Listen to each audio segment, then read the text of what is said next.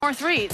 Problem is, he hasn't scored more than 3 points in any of the 5 games this entire season against the Golden State Warriors. So that'd be nice timing for them to get some contributions from Kyle Korver, depending on how many minutes they allow him to play. Welcome inside the queue again, and welcome back to my friend Doris Burke, part of tonight's game crew, calling the festivities on ABC. And Doris, again, Warriors on the verge of their 3rd title in 4 years. It's been 20 years since we've seen a team really this dominant. What stands out to you the most about this team? Well, in the long view of history, Sage, obviously we're going to have so much conversation around the stars, and it's appropriate. Kevin Durant, Steph Curry, Klay Thompson, and Draymond about to do incredible things, and this will be defined by this era, but there are others that are important, right? And guys who are key contributors that probably only coaches appreciate. Think about Sean Livingston, who starts this series 9 for 9 over 2 games. The steady hand, the sweet shooting mid-range, the low turnover guy.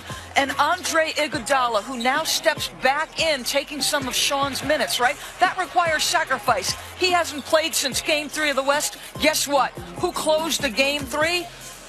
He did, because he's trusted. And how about JaVale McGee playing the best basketball of his career? This is a team without a ton of great, big, burly rebounders. JaVale's athleticism and length has been crucial. We won't talk a lot about them, but they're crucial. They are key to this run by the Warriors. Okay, let me be honest with you, Doris. Your job completely stresses me out on a night like tonight, because not only are you reporting during the game, you're preparing to possibly crown a champion up on the podium in front of tens of millions of people watching, or maybe a huge upset with the Cavaliers can pull this one out. What is your strategy coming into a game like tonight? Right. Well, I've prepared for either way, and obviously I've got to be most prepared in case we're crowning a champion. So I've kind of documented my questions with our producer, Tim Corrigan. I will confess to you that I will be nervous up there on the podium. Classic moment last year before I arrived. I almost tripped on the cable wire of one of the cameramen, so it's near disaster. It's stressful. It can be chaotic.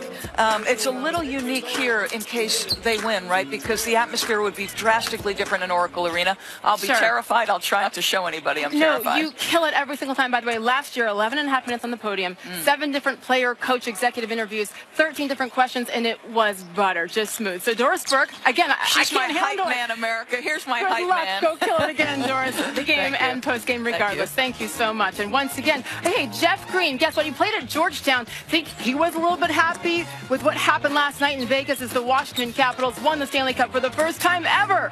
Wouldn't he like to help lead his team to a victory here in Cleveland as well?